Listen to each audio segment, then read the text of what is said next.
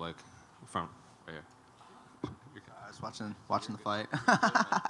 So only a couple, less than an hour removed from your big UFC win. What are the emotions now?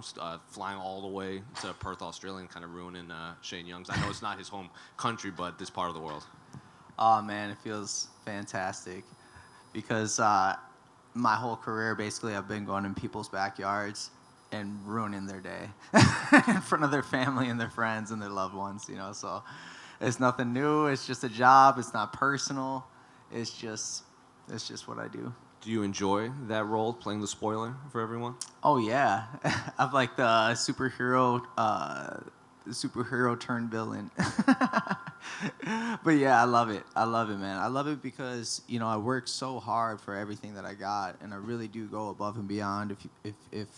If anybody knows me, they know my work ethic is second to none, and so when I get to go in people's backyards and be the underdog, I thrive off of that. Looking at this fight specifically, it seemed, especially earlier in the fight when you were going left to right, you were finding a lot of success with your jab, and that seemed to like kind of frustrate Shane. Didn't want to come forward anymore. Was that the game plan coming in? Absolutely. For Shane, he's a very linear fighter, and he doesn't do very well off of lateral movement. So what we were doing is just getting off to the side, feigning, get him to make a mistake, and then when he bites, boom, place one, not hard, but just touch, and then he's frustrated because he can't pin me back. What he was trying to do is I could read him like a book. He was trying to pin me back against the cage, almost like a boxer in a ring, and get you into this area, and then kind of gun shots off of that.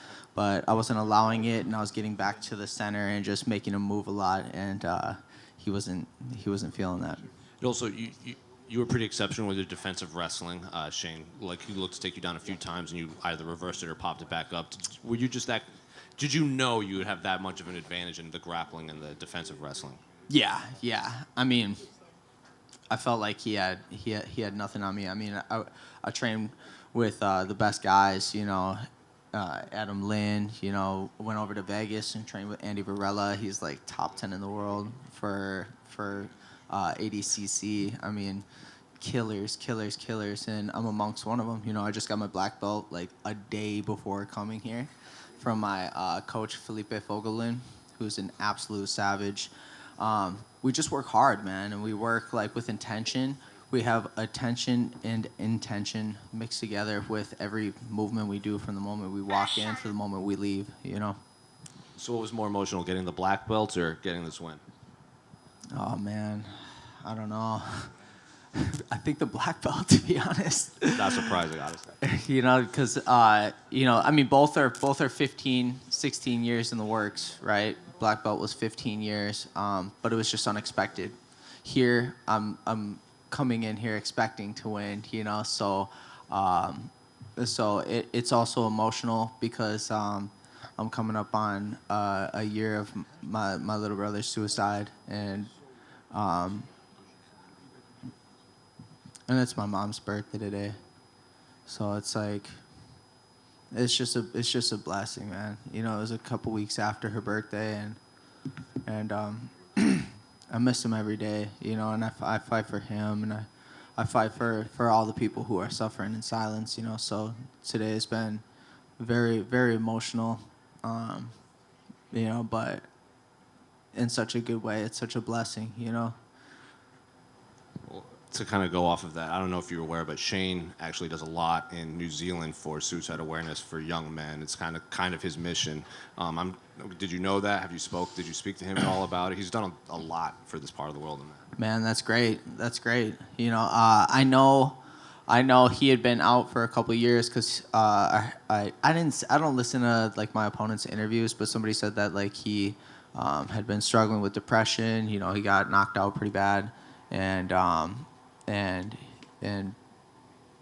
for a fighter, it does something to your spirit. It messes with your will. So I think it's very admirable for him to step up and step out. I think a lot of fighters deal with that. Like for me, it's been one of the things that I struggle with my whole life. And it was actually funny because like right after my little brother's suicide, I was listening to like Andrew Tate, and Top G was like, he was like, if you believe in, he's like, if you kill yourself and you're a man, he's like basically like you're a peasant. And I was like, man, like, what's up with that? And like what he was saying, I think, was like, what man wants to feel like a peasant, or what man wants to feel like bad about themselves? It's like, no, nothing is worth killing yourself over. Nothing is worth going that route.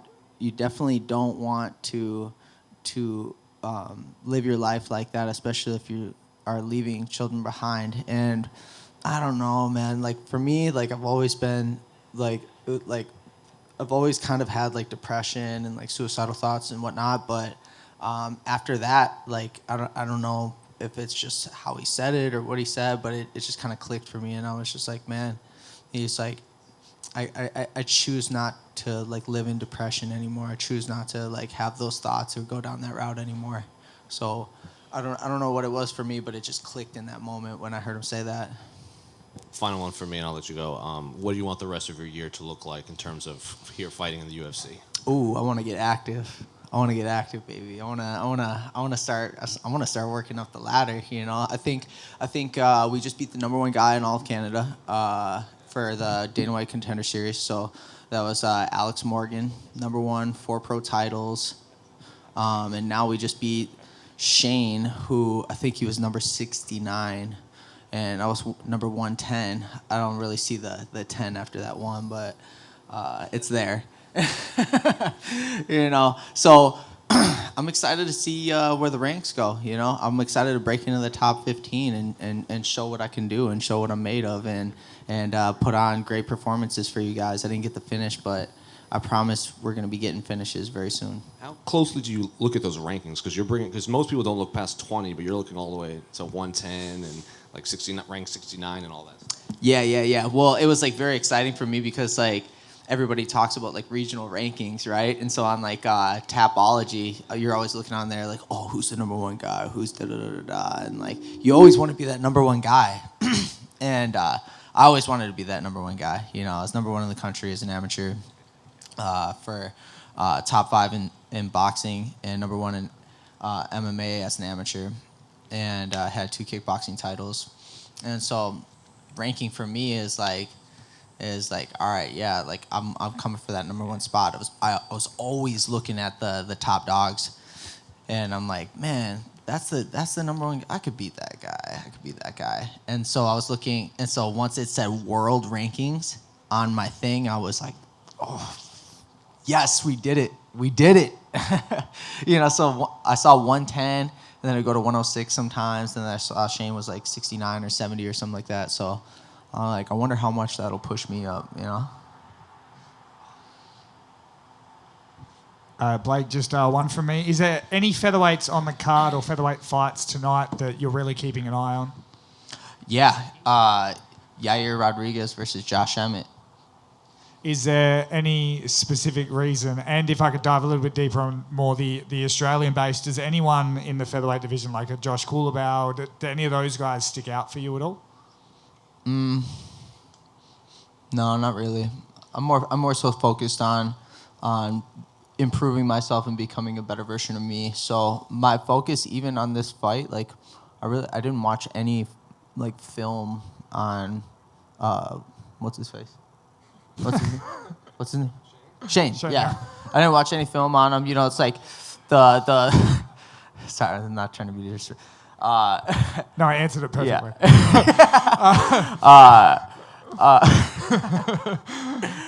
I'm more so just like focused on improving my skill set every day and just make sure that I'm the best version of myself. Like every time I look in that mirror. I think I just bring that point up because you said you were 110th, so I thought that you kind of have a closer eye on the look of the rankings than most people. So is there anyone kind of that's maybe just a couple of positions higher than you that's on your mind? Yeah, it's, you know, the area that I'm looking at is always top 15. Is always top 15. So I've been eyeing all the top 15 guys and just seeing what they do, what they don't do, what they can improve on, and why they are in the position that they're in. and then acclimating myself to take on the characteristics and attributes that they have in order to obtain that position as well. Awesome. Thank you.